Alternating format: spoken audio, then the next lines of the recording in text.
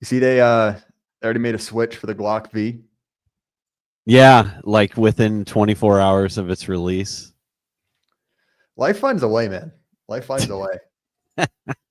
I mean, it's a mechanical device. It's pretty well understood at this point. You know, people who know the tech, like, you're not going to be able to do anything.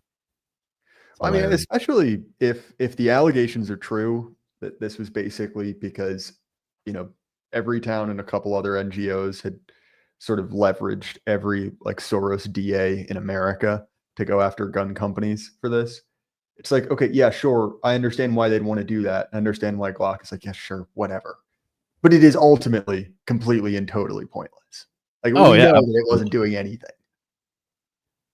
Yeah, I can never get over the fact that there's this fundamental design element, which is that removable backplate, which gives you access to the guts, which is the whole issue. It's like it's the way that the interface is going to work, and by shifting it by a couple of millimeters in dimensions, like it's not gonna do it. Like, and they're not going to do a fundamental redesign of everything, like making these tiny adjustments.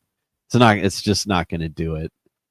But whatever. Well, it's almost like the cat's out of the bag, and everyone's realized that all of this stuff is really, really simple to do. Oh in yeah. the era of 3D printing. And so, like, yeah, sure. Is it marginally harder to do that on a gun with a different design where it's harder to get into the slide? Well, yes, but it is marginal. And now that everyone has an appetite, now that, the sort of people who, form the data set for Sailor's Law have found out about it, like that demand is going to exist. And unless you are willing to actually enforce laws, sorry, it's not actually going to do anything. Yeah, there's a case recently in my area. I won't be too specific about it. Of a young scholar with the typical name that you would expect, like Triquavius or something, who emptied 27 rounds from a Glock with a switch into like two brothers who were like brothers lowercase b, white brothers walking across a crosswalk. And then his excuse was, I thought they was the ones who did a drive-by on my house. And it's like, no, you just wanted to murder somebody. And of course he got caught within a day, because like on Instagram, he posing with Glocks with switches in front of the car that they did it from. So it's like, thanks guys. But from RC, there are already Timu switches for the V models. Maybe they actually are scientists. Yeah, I mean, no, fair enough, dude.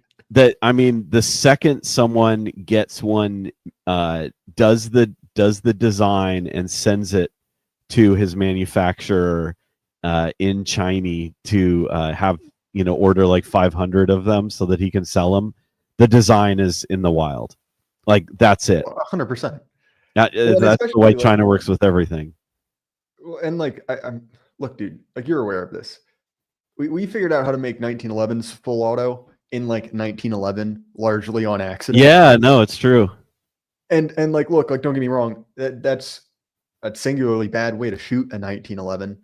7 rounds of full auto 45 out of a handgun is somehow more, I imagine, at least more difficult to use than a Glock with a switch in the stendo, even with a beam. And so it's like, this is, even if we just assume that no more guns are ever made in America, this problem will not go away. Well, it's interesting because the whole idea behind the switch is that it's a component that you basically swap out that gives you this capability, right? And so theoretically, you're not modifying the gun. You're, in a way that would be traceable or would require skill. So there's this interesting thing with like fixed reset triggers and super safeties and all this, where they're essentially figuring out a way to, it's like malicious compliance, as we've talked about before with the gun laws, which is that you literally, it isn't only that you keep the trigger down, but the trigger is pushing forward and resetting enough that by some reading of the purely, you know, purely beneficial good faith read of NFA laws, it's being treated as not the same thing as a full auto conversion where you just literally like remove the disconnector, which is like if you ever read any of the old stuff from like the 60s, 50s, 60s and 70s where people talk about conversions, they're literally like removing the disconnector or filing down a nub on the disconnector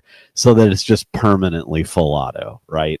And so the general idea is, you know, that's it's a device that does it this way that the scholars acquire because they know the switch is a thing and it's simple to them. But you take it away and someone will just go back to like grinding down the disconnector and have permanently full auto pistols. Well, and I think that's the thing too, which is like it is escaped into culture. Yes. Even as much as like it is escaped into like the technical world. So it's like, yeah, well, there was a point in time where that was an incredibly exotic thing that you very rarely saw. But guess what? The future is now, old man. And, you know, you can watch as many videos as you like from Ring doorbell cameras of, you know, future doctors and lawyers just launching salvos from, you know, stolen Korean vehicles as people just dive over each other. And like, look, like that's not a good thing. You know, I would like to live in a country where that doesn't happen. But especially if we believe that Brazilification is likely, that stuff's kind of just going to happen. Speaking of that, Karl, did you see any of the footage from that massive kind of cartel war that happened in Rio a couple weeks back? I was going to say which one, but if you say a couple of weeks back, yeah, I know what you're talking about. Yeah, it seemed like I think it was Red Command, which is one of the cartels down there, which weirdly enough features in one of my favorite movies. But it was crazy. I think it was like 140 dead. And this is going to sound awful. I find like favela warfare to be fascinating. Oh, of course. Because like it basically works off the same rules as like Mad Max or Warhammer 40K, where it's just like a bunch of crazy shit bolted together, where it's like you'll have, you know, pretty much hardware from the entire world over the last century. So you've got like Bopay officers with like Madsen machine guns. Yes. Yeah. Versus like ghetto technicals with like homemade full auto shotguns. And you're just like, what is this a real country? But the reason I bring it up, both because it's, you know, kind of interesting to, you know, see what's going on. It's like, look, man, like there's a whole lot more resources here than there are in Brazil. You know, just as regards like, you know, manufacturing, let alone how many civilian owned guns there are. So like I like literally you could make sure that no gun was ever newly manufactured again. And it would take hundreds of years to sort through all this stuff. Oh, absolutely. Like there's literally no way for that to stop happening because life finds a way, as you said, and the advances in technology bring the threshold of capability down to the point where you're literally just assembling components that you're like 3D printing and doing a little bit of like, you know, drilling out the holes to true them up to like 3 millimeters so that a pin will go in. And, you know, it's the tech level is just plummeting. And even 40, 50 years ago, there were people that were making their own guns, you know, and when people would publish design how-tos that it would cost you like $10 to get this 30-page basically flyer that's like bound together with, you know, like in a 3-ring, you know, thin 3-ring binder that explains how you do this stuff.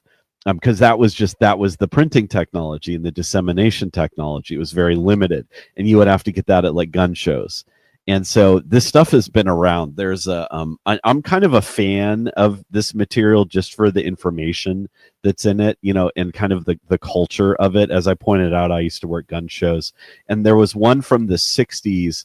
It was called the Minuteman SMG, and it was a 45 caliber, basically like a Sten layout, you know, side feed using M3 grease gun magazines. And I think there was an iteration that used Thompson magazines, which were much better magazines than the grease gun because it's a 2-position feed, but that requires differences in the bolt also. as well as the magazine housing. But anyway, so you would have to do all this with metalworking, and like if you've done metalworking, you understand how simple it is. But if you haven't done metalworking, it seems like almost like this mystical thing to you, like this like high technology requirement, and it's not.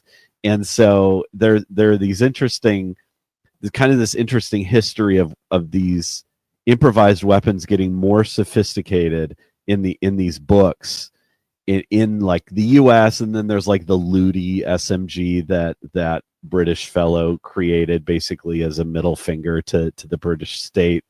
And when you look in the favelas and everything, now that we have the internet, they have all this information too, and so they're making. Oh yeah, well, I mean, you've weapons. seen the proliferation of one of the first like fully homemade 3D printed guns, the FPC-9. Yeah. You see this actually both in footage from that exact conflict in Brazil, but also in like rebel groups in Myanmar. I mean, really just anywhere.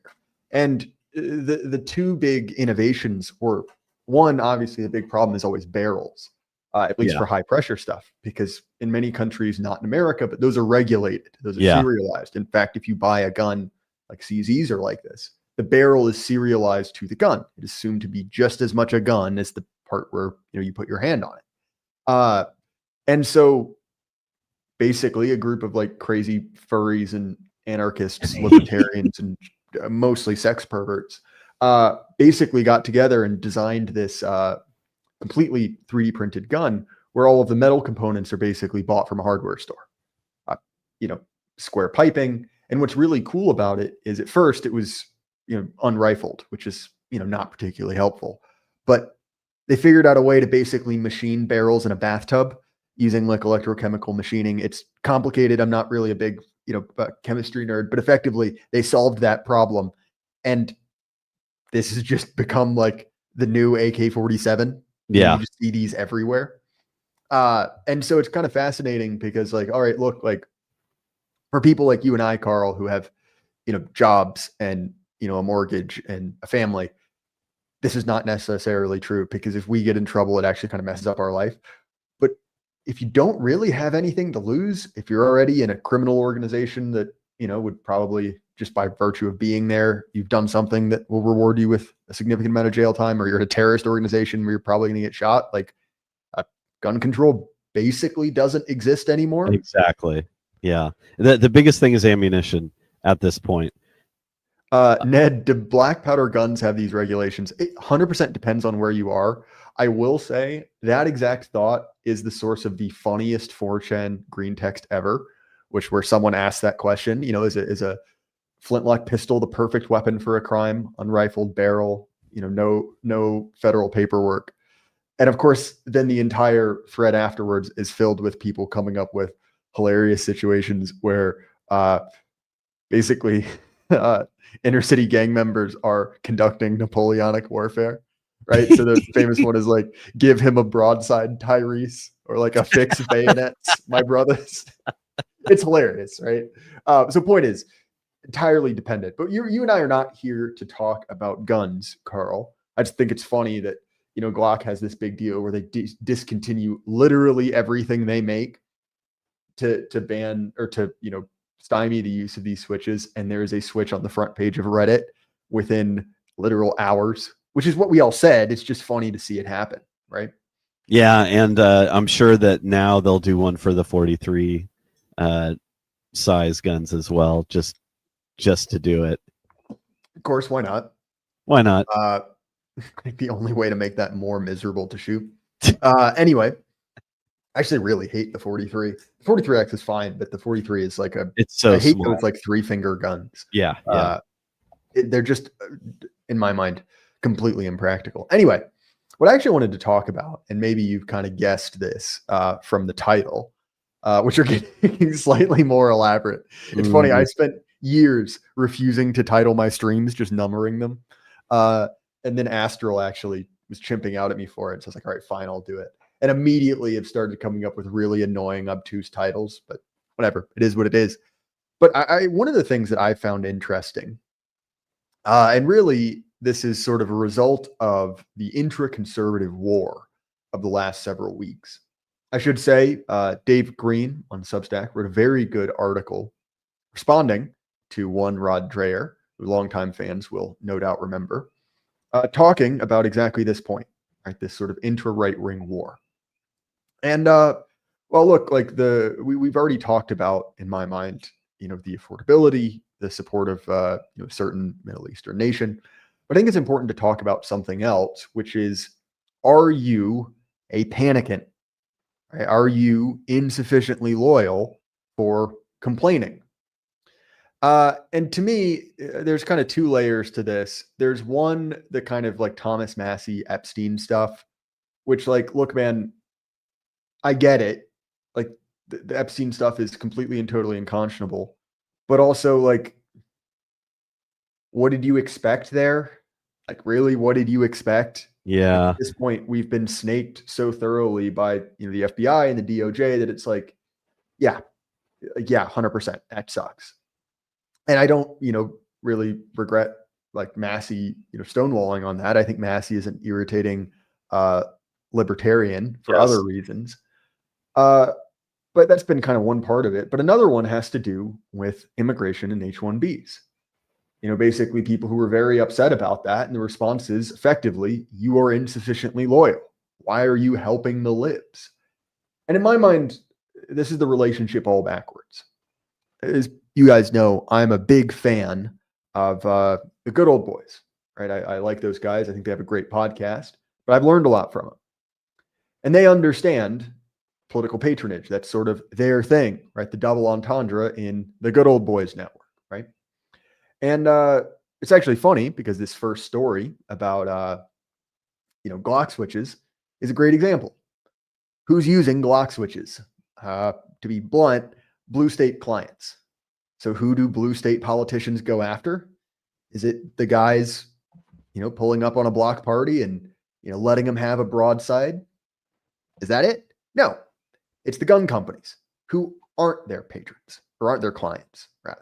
And they say, you pay us for what our people are doing with your product. Yeah. You saw the exact same thing with Kia and Honda, right? Hyundai, where basically they said, and you see this with the mayor of Chicago, you made your cars too easy to steal, and now my voters are stealing them. So pay me for it. It's a shakedown, right? But that's what you can do with power.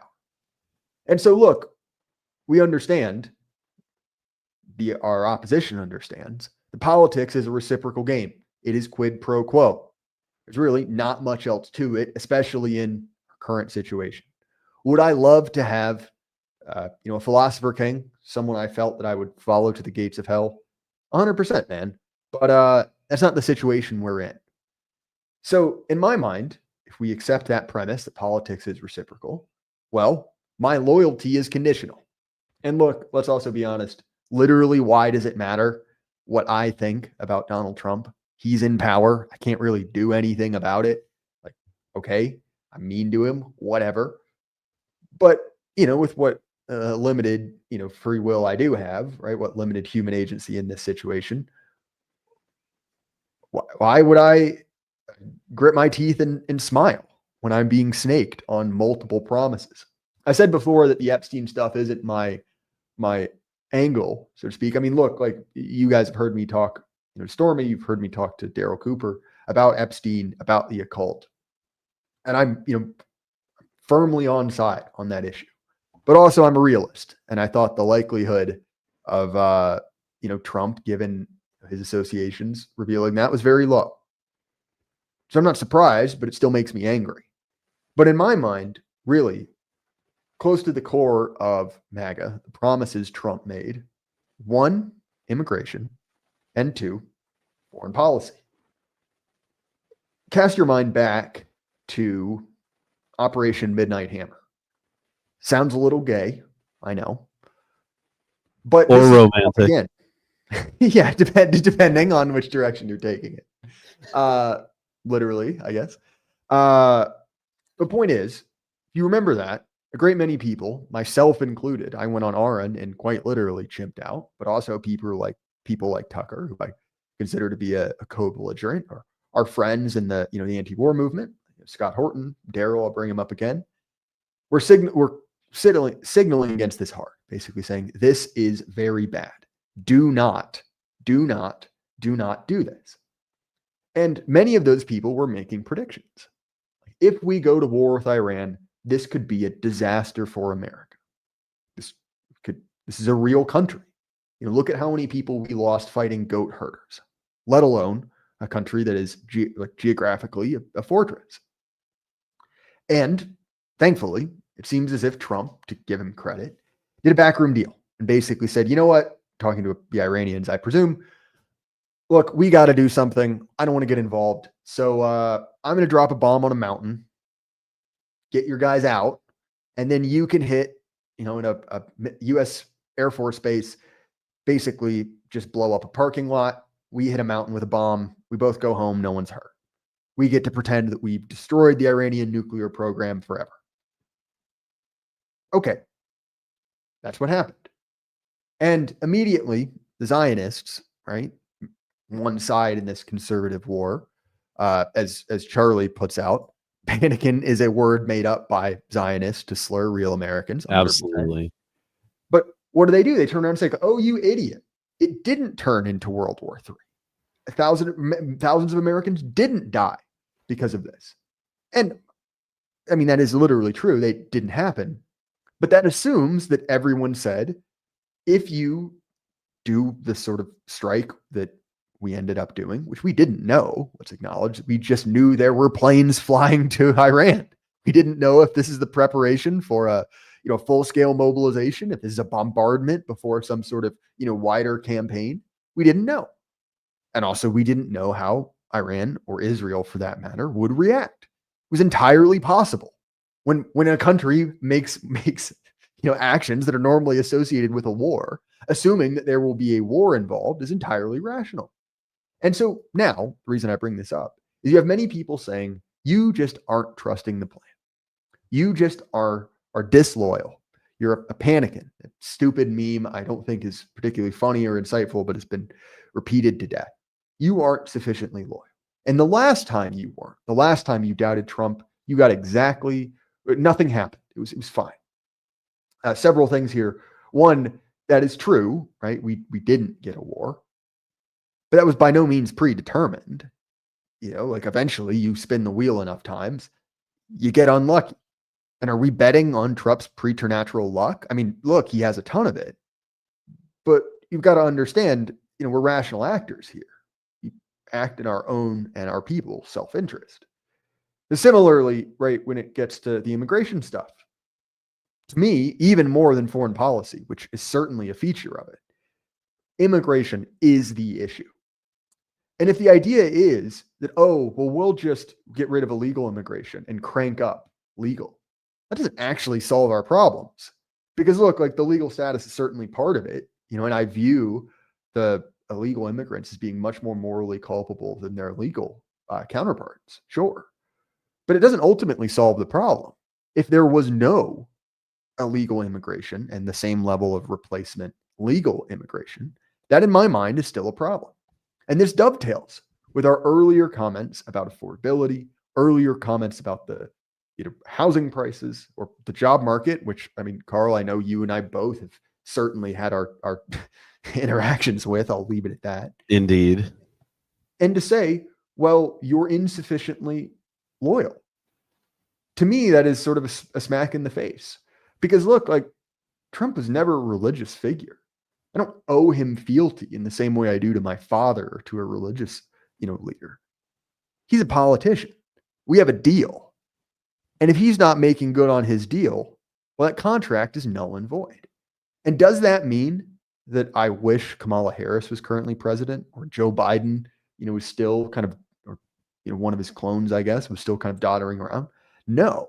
But the idea that the only options here are eternal libtardation, being a Panikin, quote unquote, or in lockstep with a party that seems to be in the process of snaking the people who got them elected. In my mind, that's a completely false dichotomy. I don't have to play that game. And look, people who've heard me talk about this understand that, I've been, honestly, I would say very tepidly supportive of Trump this whole time. I think there are many things we got out of this presidency that I really couldn't have, expected from another leader. So I get, and that's why, after he was shot, I made a relatively controversial tweet that said, I think we owe him. I think we do. But the problem is we don't owe him forever. Loyalty, especially in a political context such as ours, is conditional. And look, I get it. You're not going to get everything you want. I understand that, there are certain situations in which, immigration is no doubt necessary. But in the case, again, we keep coming back to Korean auto manufacturers for some reason. Of the, the Korean workers erected at, was it a Kia or a Hyundai plant? We'll go with Hyundai. These illegal immigrants working in a plant. Yeah. Oh, yeah. Hyundai. But yeah. They'd been there for 5 years. And so the Trump claim that these workers are simply there training Americans. Well, how long does it take to train someone to build a car? I mean, in World War II, which admittedly we were mobilizing all of society towards blowing up the whole world, but we were teaching people in Appalachia who didn't have power at home, didn't have a car, pooped in a hole in the ground. We taught them how to build airplanes in like 8 weeks. So we couldn't teach someone how to build a car in 5 years. Like that doesn't stack up. Similarly with, student visas, right? The hundreds of thousands of Chinese. Trump's comment is basically, well, we don't want universities to collapse. Well, why don't we? One, the market for education is just FUBAR. It's massively, bloated. And also, let's acknowledge, universities are not our friends. Neither you and I, Karl, or the presidents. We understand that is enemy territory. That is the sort of the gestation ground for terminal libtardation, if you will. And so the idea that we need to betray our friends to benefit our enemies, that's what politics is. Well, says who? Because in my mind, what has propelled Trump to fame certainly is the issue, certainly is foreign policy, certainly is immigration. But at the baseline level, what he did is he took a group of people who had been offered no patronage, who had been offered the best thing you can get from the government is for us to leave you alone, kind of, while we are outsourcing your jobs, while we are replacing you. That's the best you can hope for. Just taking the boot off your neck. And said, you know what? You're going to get tired of winning. I'm going to actually give you something. And that shot him to historic wins for the Republican Party. The conservative movement that has been haranguing you, I, our friends, however the grammar on that was supposed to be. It's important to remember they are losers. They haven't really had a convincing win since Reagan, which, let's be honest, is sort of a different thing. They hate the actual winning formula, which is, let's be honest, the George Wallace coalition, which became the Nixon coalition, which became the Ronald Reagan coalition, which became MAGA. That is what would actually win. And Trump offered those people a deal they'd never gotten before, which, let's be honest, is the same thing offered to every other group. If you're a university professor, the Democrats throw you money. If you're a Glock switch enjoyer, the Democrats throw you money. And so even not just money, but, some sort of restoration to your right to support yourself in a gameful, dignified way. It's too far. I'd rather seek approval from my enemies, seek approval from the universities, seek approval from the sort of people who import workers to get crushed in a iron smelting facility at a Hyundai factory. By the way, that happened 3 times in 5 years, which is how that whole situation got brought up to the attention of DHS. And to me, that seems to be a profound betrayal, right? That no, what I promised to you is not only not happening, but I'm rewarding the people who hate me. I'm rewarding the people who shot me. I'm rewarding the people who shot Charlie Kirk. And look, this is salvageable. He could turn around here. I hope he does. But as of the current state of play, I refuse to be browbeat into trusting the plan. Because look, I react to incentives. I react to what I see. And I'm not going to be socially shamed by this sort of moribund MAGA movement. So anyway, Karl, that's sort of my rant off the front. I'm curious if you have anything to add to that. One, I'm furious. I'm furious now. I was so calm coming into our conversation, but no, it's true. I mean, on the one hand, like you said, you know that you're only going to get so much, and yes, the boot being off is nice, but there's a huge amount of performativeness that is just the same old bullshit that is just so unfortunate, because to be honest, I am seeing in person real improvements on stuff around immigration, which is the number one issue in my opinion. Even legal immigrants with no felonies who are naturalized American citizens are scared. Like that's how much the needle has moved. Yes, that's because of propaganda. That's because of people manipulating them. But I think a lot of people also know where this is going, and their antenna are tingling in the air, and they're thinking about heading for the exits. I've seen a lot of it lately, and there's so much fraud in the legal immigration community, and so much criminal conspiracy, harboring illegals, etc., employment schemes where they're using their status as American citizens to like exploit relatives who are immigrants, take their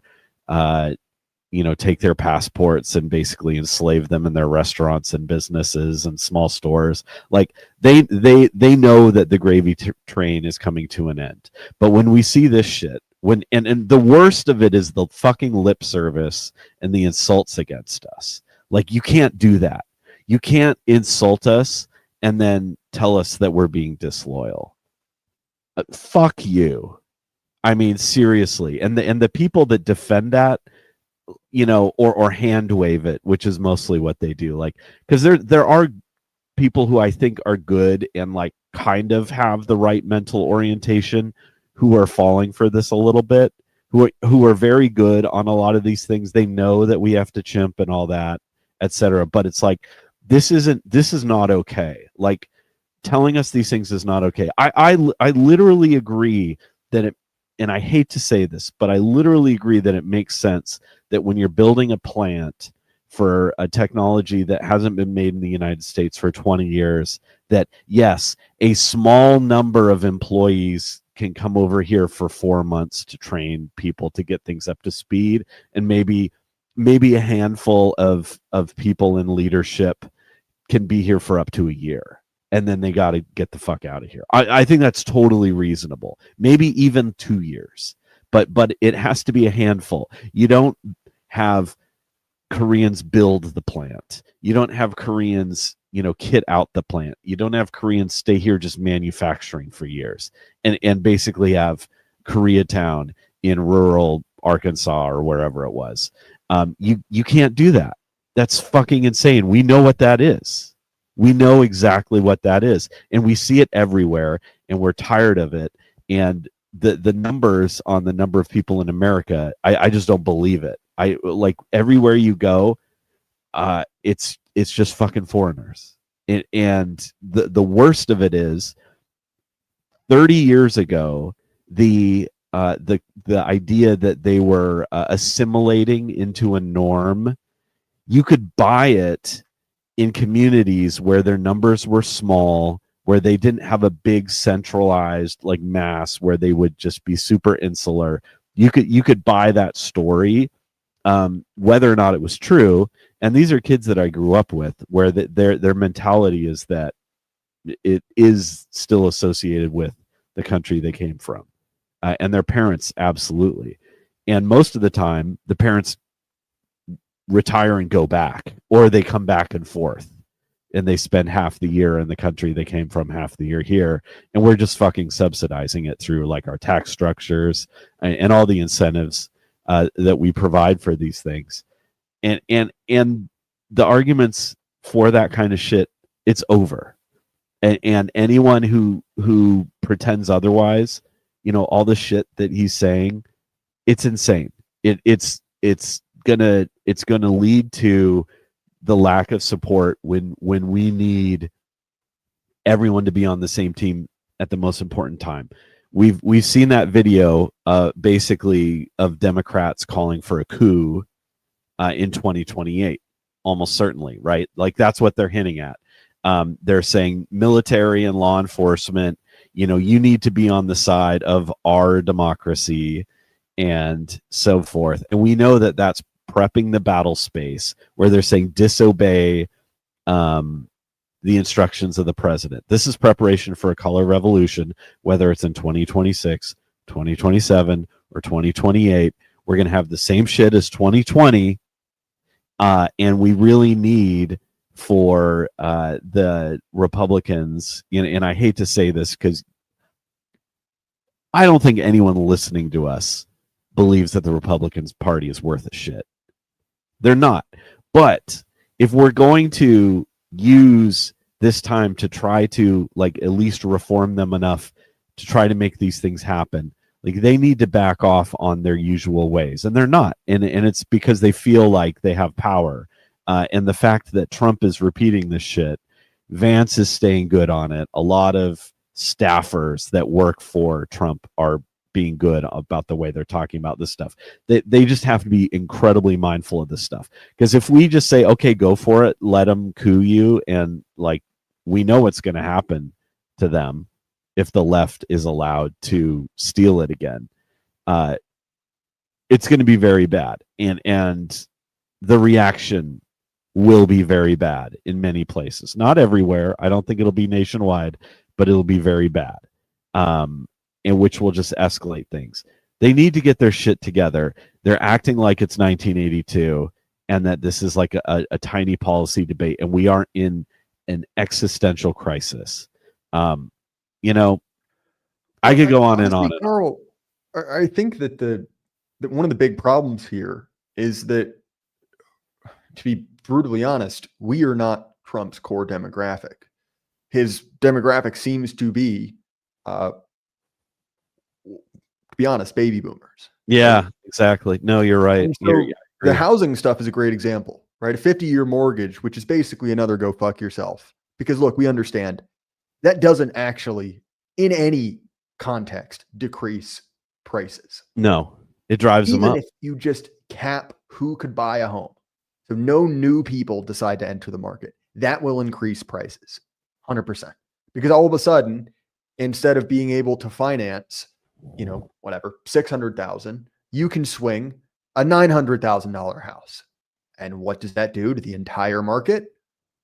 Raises prices. But also, now you're competing against people who previously couldn't afford it. Yep. Literally. It is at best, which I don't even think will happen, going to reduce the monthly payment, not the total amount owed. Of course, they will be paying much, much more for a few people. But effectively, this is just debt slavery. Okay, so that's kind of a screw you. Well, another one is, and look, I'll be honest, when Trump said he was going to abolish the IRS and replace income tax with tariffs, that was sort of one of those maybe, I'll give it a shot. It's probably not going to happen, but it'd be kind of stupid not to vote for it. We spoke about last week or maybe before that the government effectively exists to take resources away from people like me and you and give it to people who hate us. There's really almost no benefit I derived from the government except for minor security stuff. But depending on where you live, even that is kind of questionable.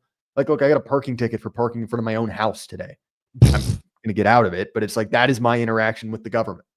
By the way, and I will literally go to prove that I live there with my property taxes. So I show up with multiple proofs of how I am being charged for the sake of this entire system. Good Lord. But let's look at that, right? So we have the tariffs. Well, a couple of things, we have to understand, what are tariffs for?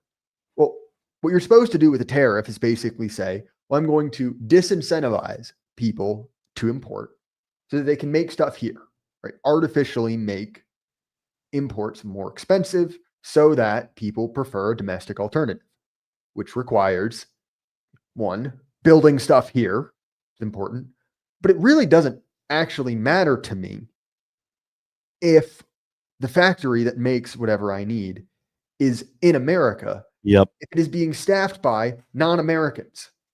It realistically doesn't actually matter. We're just doing globalism at home. And if anything, it's probably technically worse, because at least if it's somewhere else, you kind of externalize the negative consequences of industrialization to, some, shithole river in India instead of the river that runs through my town.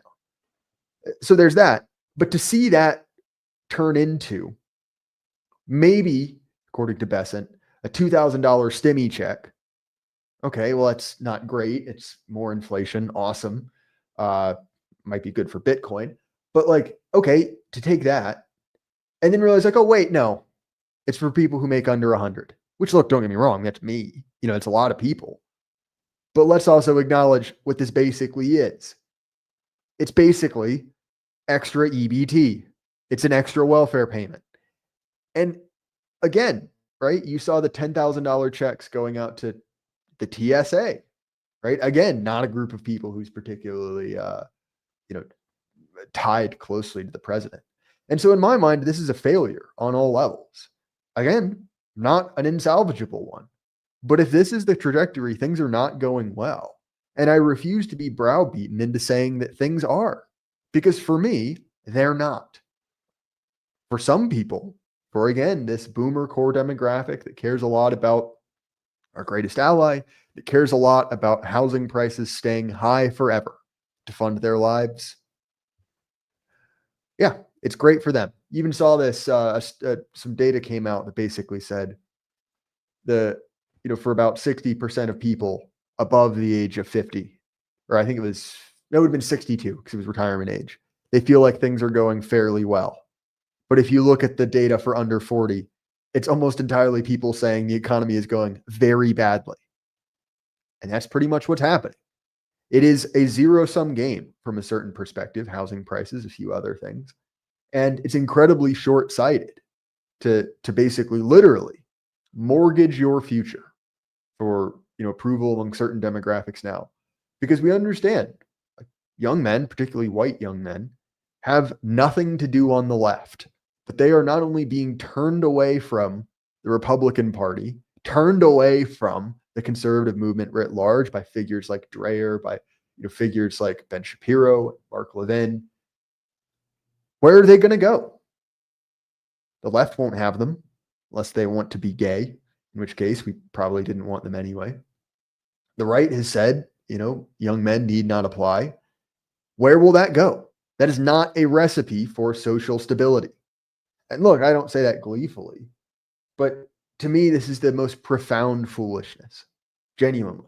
And it is the same thing that has been affecting our society, for decades. It's the same ideology, same, system of thought that said, you know what? We'll shut down every store in the world, every job in the world, just so old people don't feel like they're left out, being told to stay at home. We will blow up the economy so that, a few elderly people can have, can live a few weeks more. And look, I don't want old people to die, but you can't run a society like that. You can't, like Cronus, eat your young to keep yourself going. And look, I'm not speaking about anyone in my family. I was actually just speaking to a mutual friend of ours, Karl, about how, uniquely blessed I am in this case. Mm-hmm. But it's incredibly stupid. It's incredibly stupid. There's a possibility where the Republican Party, which look, I am not a Republican, but there's a possibility where the Republican Party could have, ushered in an entire new youth cadre, could have solved one of their biggest problems, the lack of a backbench. And they gave it up. And for what? We saw a glimmer with Trump that the Republican Party wanted to be a real political force, that they wanted to win every once in a while. And what did they do? They said, you know what? I liked it more before. I liked it more when we lost forever. I liked it more when we could stick our head in the sand and pretend that it's 1992 or 1982 again. That everything is great. It's a new golden era. Citation needed, I guess. Yeah, and it's the really unfortunate thing is that, like I said, that there's a lot of really great stuff that people in the admin are doing, like denaturalization. They're really going after people who commit fraud and felons, and being very aggressive about it. This is the first time in like 40 years that foreign countries are taking seriously that they need to take their scum back.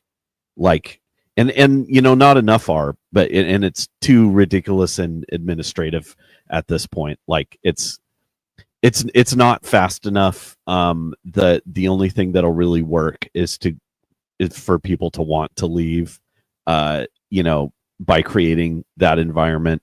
And all that is going to be useless if they just continue to spit in the face of young white men. And you know, any white man, you know, under the age of 65, let's say, pre-retirement age, because they don't give a fuck. Like, the whole thing, that all of the disincentives, all of the enemy's worst things are taking hold in the, you know, basically in the professions. It's still there. Like, there are some companies that have moved away from some of this stuff, but all the incentives are still on the side of their enemies. And so these people do not take their enemies seriously. That they don't take seriously what's going on, and they don't take seriously the fact that they've stabbed us in the back, because their mentality is, well, they'll keep voting for us because otherwise they're going to vote for the left, or they just don't vote. How about that? Like, Trump's biggest success was getting people, like, basically from, you know, all classes of whites to vote for him, who usually sit out voting because the Democratic Party sucks, the Republican Party sucks. That was the biggest difference in all these times. And, you know, 2020, you know, there's people that claim that, you know, he lost in 2020 fair and square because of, you know, people staying home who had voted for him in 2016. Maybe some of that is true in some places, but we also know that it was stolen. Like, let's not kid ourselves. But yes, he did lose a lot of support because of all the same old bullshit. And they've basically said, you have to accept the same old bullshit, and you're disloyal if you don't. I never heard any of the Bushes call people disloyal. I never heard Obama call people disloyal for not supporting him. I never heard that. I mean, they would always say our opponents, and the people who support our opponents of people who don't support us are enemies, but they never said my base is disloyal for this shit. Trump's marketing people have been acting this way, sending emails to old people. It's so sad. I had a senior citizen ask me, why is President Trump mad at me? Look at this email that I got. And it was because he hadn't sent another $25 that month or something. And this is after, this isn't like 2021 or 2022.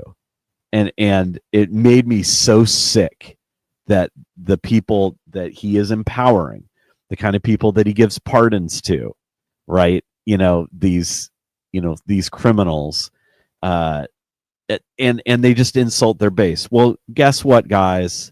Guess what? We'll stand back and stand by and watch them do what they're planning to do to you. And we'll take care of ourselves. Like, if that's the way it's going to be, okay. Thoughtless neglect is not helpful. Yes, it's better than having a boot on my neck, but it doesn't mean I'm going to support you, and it doesn't mean that we're pals, and it doesn't mean I give a fuck what happens to you. You're welcome. No, 100%. Genuinely, it's one of those things where it's like, I don't think these people understand the consequences here. No, they don't. We are not in a sort of safe, friendly version of politics as we saw in 20, 30 years ago.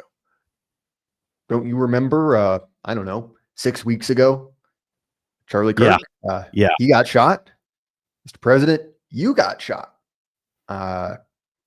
You also got charged with, I mean, whatever, 38 felonies, I believe. Charged $500 million for nothing. They're going to get you. They've said that they want to get us, that they are coming after. I mean, even I find a lot of the outrage around Mamdani to be performative. He's not a Sharia law Muslim. He's not a real socialist. He's a fucking There are problems scammer, with him. just like everyone. Yeah. Yeah, exactly. It's like, okay, I'm not going to, play into that game. But he's basically said, he's like, hey, ICE agents, be careful. As you break the law, we're going to get you. We all understand what that means, right? Trump broke the law. Yeah. Okay, they will find a reason. You got to understand, like, it seems as if they are ginning up their supporters and basically calling their shot, saying like, hey, look, we're going to get you. And so we assume they're telling the truth, which it seems that they are. Why are you playing to those guys? Right? Like, why are you doing that? And look, man, like, I think you were 100% right. And I've noticed the same thing. There have been very real positive effects as regards, immigration, certainly, cleaning up fraud. I mean, going after the welfare state, right? It seems as if, according to, I think her name is Riley Rollins, maybe the ag secretary has basically said everyone on SNAP is going to need to reapply, which weeds out a ton of fraud then, right? Not all of it, of course, but it's, it gets rid of a lot of the set and forget stuff. Like if your grandma's dead and you're just collecting her food stamps, like you can't get her to show up to the welfare office, right? It becomes more difficult. So there's something there. These are really positive things. But again, what is the core issue? All of these are very real. All of these are instances where it is a true victory. But if we're being replaced, either in the workforce or, a new group is being imported to be the Republican Party's main concern, which is effectively Indians, as we've seen in Texas, right? With, old Hot Wheels going to Diwali, right? Getting his man dress on, which must be somewhat difficult given, his medical limitations. It's like, well, what's the point, man? Like, what's the point? I thought the point of this country is to be a home for Americans. America first, remember? And the idea that this country is simply some sort of economic super squad, it's like an Olympics team where you can import people from all over the world. And that's just as cool as when actual Americans went to the Olympics. You've got a quote unquote, French woman who was Russian until they got kicked out of the Olympics, or, look at the US soccer team, right? It's not how it works. It's not what we wanted. It's not what MAGA wants. And look, man, like you see this in, the way that both, Winsome Earl Sears managed to spectacularly lose her race, but also what Vivek is setting up to do. He's turned that into a competitive race, which was remarkable. Oh my God. And again, we've got to understand, like, a race is a race, don't get too swept up in politics, but like, again, given the consequences, look what happens when you lose now. I'll turn to super chats. By the way, gents, if you want to send super chats, we do deeply appreciate them. We've got two, I believe, both from Randall Shakur. But Burden, how can you not trust the plan? You're not a panicking, are you? Winky face. Yeah, 100%. You're in on the joke. And then a little bit later, he said, it's the era of fuck you, I got mine. 100%. That's what it is. That is the attitude. And it's so short-sighted, genuinely so short-sighted, because while you were saying that, your enemies are stacking the deck and sharpening their knives. They're bringing in more people to get the sort of victories that they got in California, flipping that. What they're preparing to do in Texas, right? Going after the demographics there. What they've done in New York, which is basically bring in a foreigner to rule over you in your own land. And I expect this from the DNC, right? It's what they do.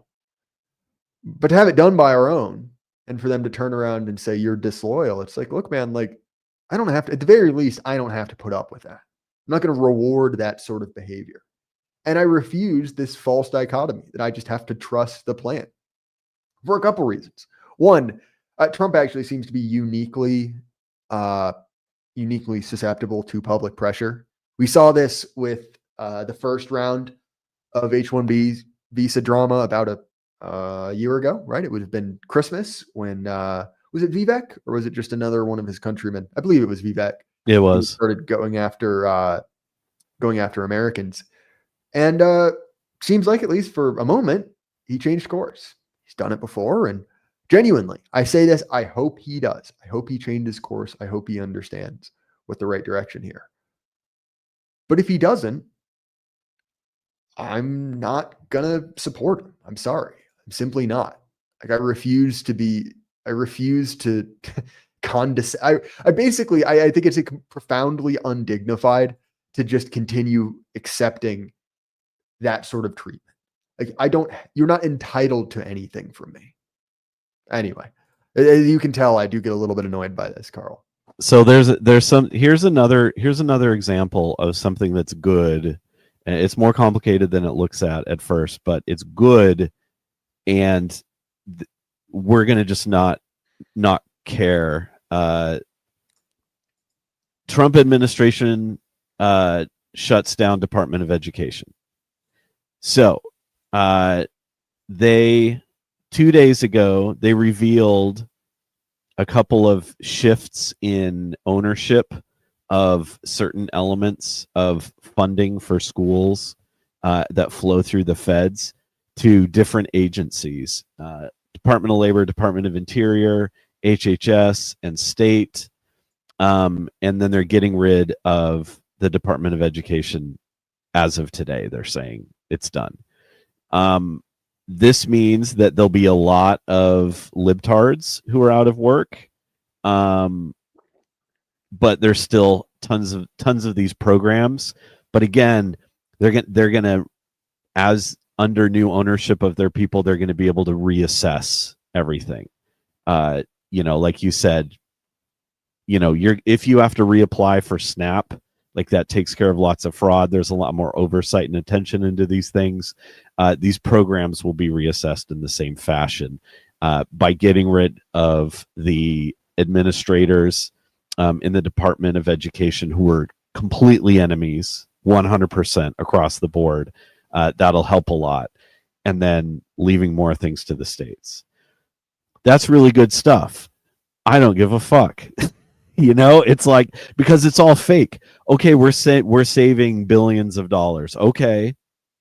Yeah, but what's the point if what you're doing is spending that money on basically foreign students? And my kids get a slightly better education, but they can't get a fucking job. Thanks. That's wonderful. What was the latest number? 40%. It's something like 30-some percent of graduates don't have a job in their field that they studied, but it's worse for STEM students. It's like 41%, engineering, science, mathematics, all that stuff. There's no avocado toast explanation. There's no underwater basket weaving excuse. The underwater basket weaving people and avocado toast people are getting jobs fine because they're going into HR and shit, right? Like it's insane. And they need to get their talking points together, because a lot of this is the fucking, exactly as Caravaggio points out, the gaslighting. Like if they just stopped talking that way, and they just did these things, and yes, they made some slight improvements in trimming away certain kinds of things. They didn't do the radical pieces that they've been claiming that they're going to do, as far as like H-1B visas and stuff. Because I think the tide is turning. I think that over the next year or two, despite Trump being a fucking idiot and just repeating the talking points of the last person he talked to, and just only caring about the stock market because the boomers care about the stock market. No one else gives a fuck about the stock market. Like it's crazy. They're so fucking stupid. Yeah, and this just goes back to them being the stupid party, right? That was Z-Man. All these people called them like the stupid party, the party of beautiful losers, etc. for years. All they have to do is shut the fuck up and not insult people. But they're incapable of it. They're incapable of it because they want to reassure the boomers that yes, you're gonna go out with everything and it'll be wonderful. You know, your grandkids and great grandkids and even your children are fucked, but whatever. It's like my dad asked me maybe 2 weeks ago about my retirement plans, if I'm on track for retirement. And I was like, Dad, I'm going to be buried in a pile of brass in a trench, and I don't care. Like, retirement? Genuinely, like when I went to business school, right? Got a finance degree. We were learning about retirement. And our somewhat glib boomer professor even said, like, you guys probably won't even get one of these. And he No. sort of chuckled to himself. It's like, I mean, one, kind of a dick move to say it, but like, yeah, 100%. Like the idea that these will still be solvent or that someone won't smash the cookie jar and basically say like, oh, that tax advantage status, well, we really want that now. Like, no one thinks that. You know, like I was even talking to, Bagby, someone that you and I have both met about this. You know, the idea that you can just stop working. I mean, it's kind of a luxury, right? And I realized, like, look, I don't have a real job. So, like, me working for the rest of my life is no real issue, assuming this, works out and I don't end up, digging ditches or, turning tricks on a street corner. But look, like, this is a profound, and I realize this is leftist framing, but it's a statement of profound privilege. It's like, yeah, that option is not available in the same way. Like we are essentially subsidizing that. We are subsidizing the retirement of elderly rich people. Anyway, we've got another one from Jeb Reggie, anime profile picture, which is a little bit suspicious, but you gave me money, so you can say whatever you want. If you don't vote harder, you will lose, and you deserve to lose. If you vote Republican, we will win. TM. Yeah, TM. Yeah, pretty much. Like, you got it. That's it. Absolutely nailed it. Absolutely nailed it. Yeah. I am, when I say disheartened, I mean, look, very limited expectations of the GOP. We know the game. This isn't exactly a fooled me twice sort of situation. And honestly, if we get nothing else than what we've gotten, it's still more than I expected. I was incredibly pessimistic. But yeah, it's incredibly short-sighted. It's very, very stupid. And it's what's irritating to me is it didn't have to be this way. Like there was a real possibility for change here. It would have been positive both for the country and also for some semblance of a right-wing movement. But in my mind, really, it doesn't change the calculus for us. We've always known what we were supposed to do. And, when we met up in Portland, the fact that everyone was interested in talking about, organization, building things together, to me, like we knew that was the game plan before. We really know it now. That's the white pill. What our minds are like on exactly the same wavelength, man. Because I pivoted mentally right when you were saying that. Sorry, go off. No, 100%. And it's one of those things where it's like, look, like we still might get stuff from the federal government. Like the immigration stuff's great. Awesome. Cool.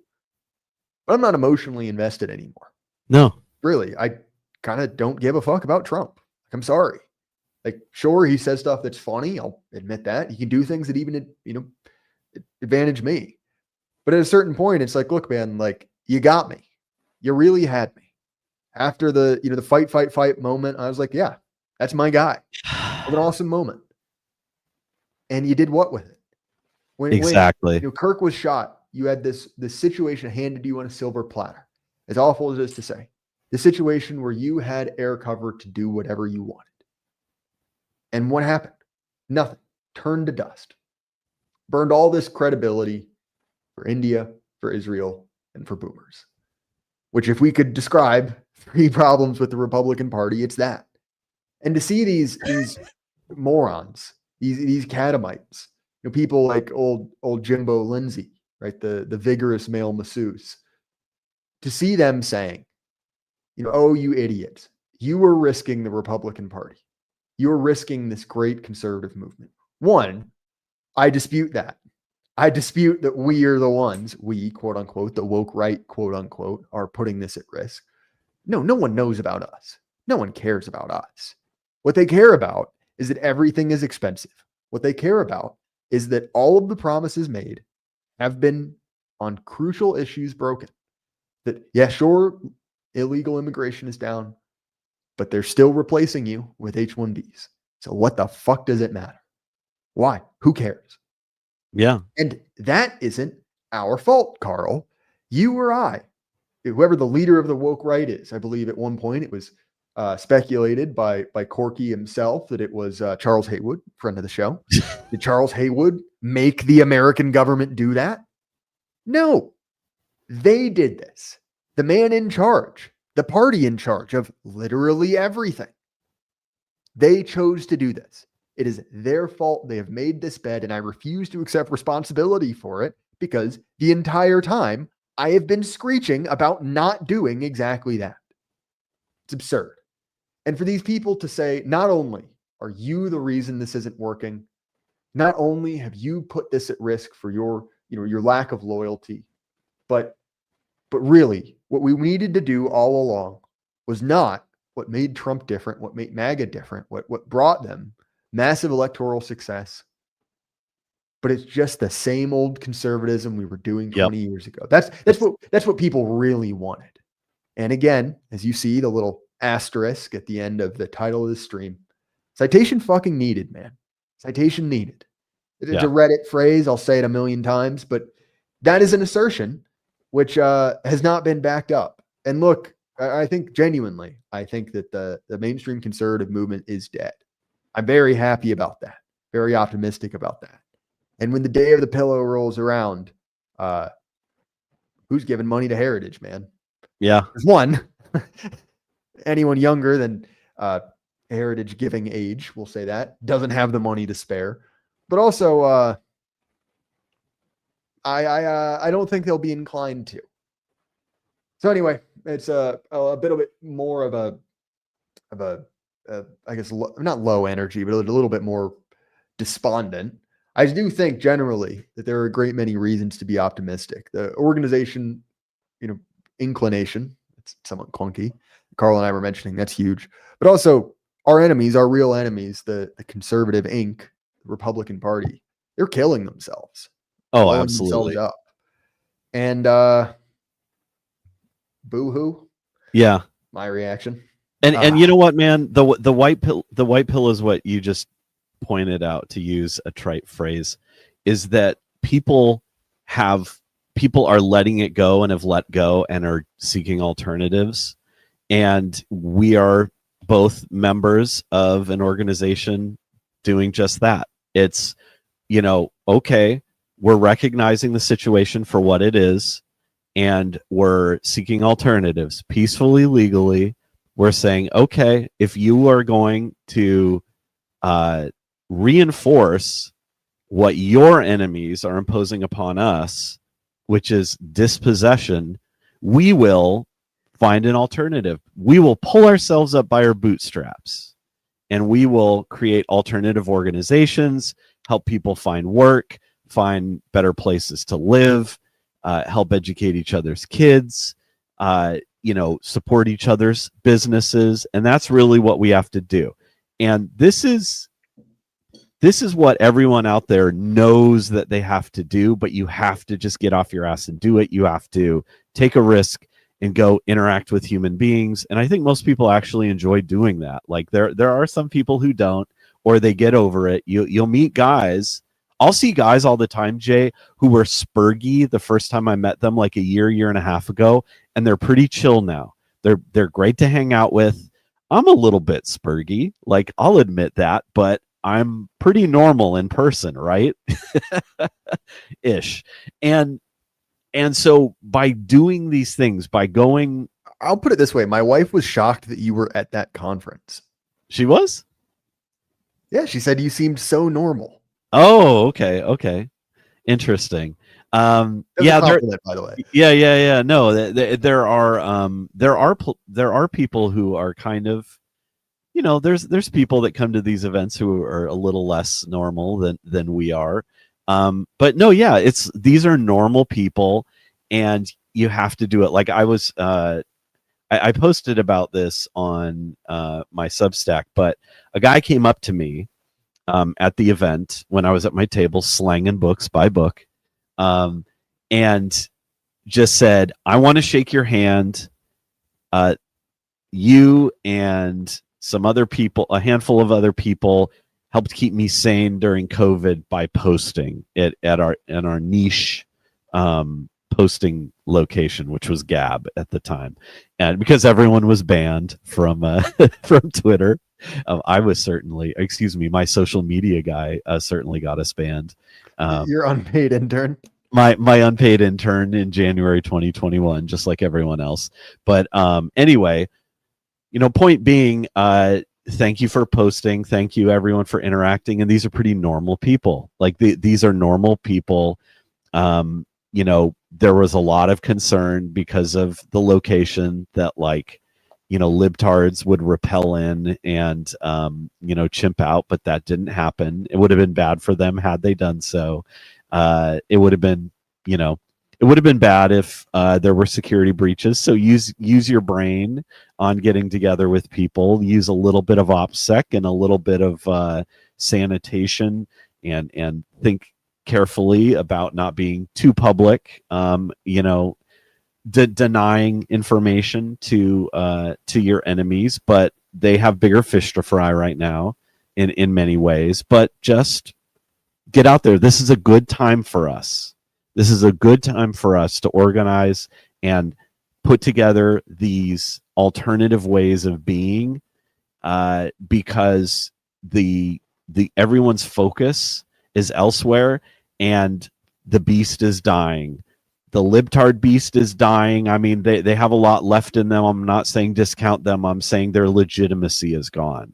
Their legitimacy and any hold they might have had over us is gone. Rachel Maddow is at Dick Cheney's funeral right now.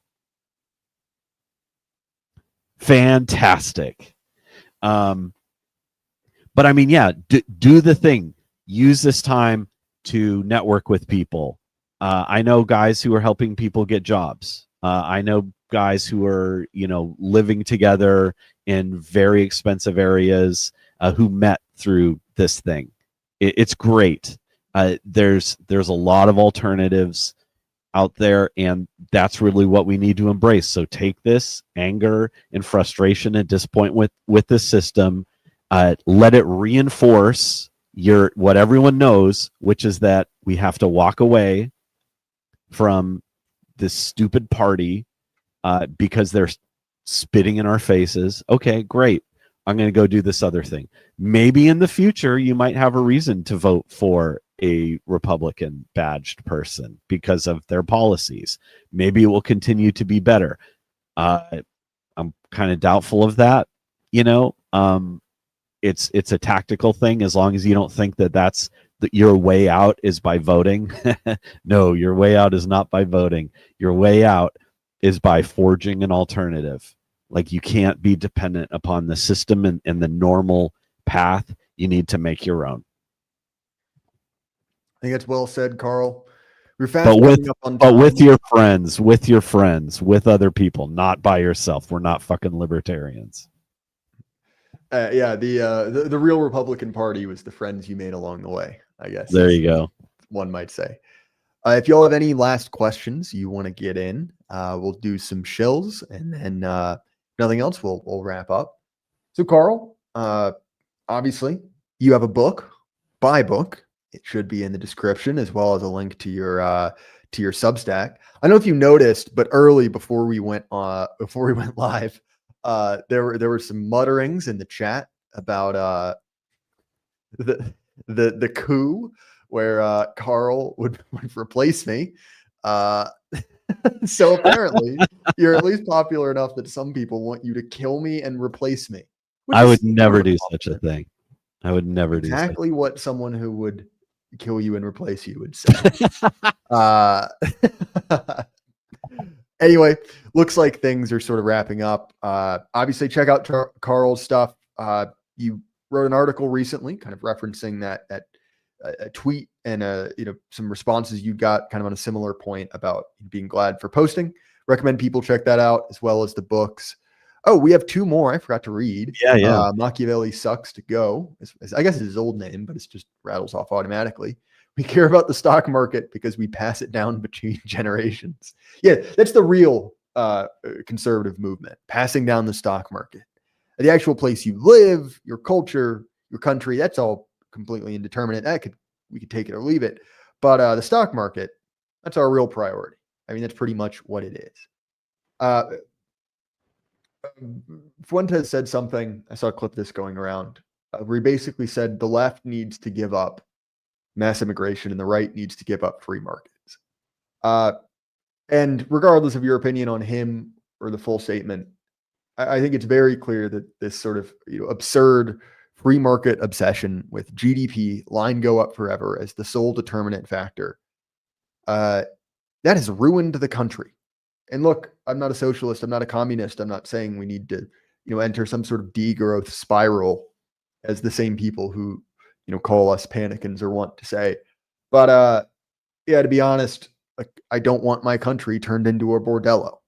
I think that is not a positive result. And then Randall Shakur, appreciate it. Are you tired of winning yet? Randall, I'm so tired, man. It's all so tiresome. We are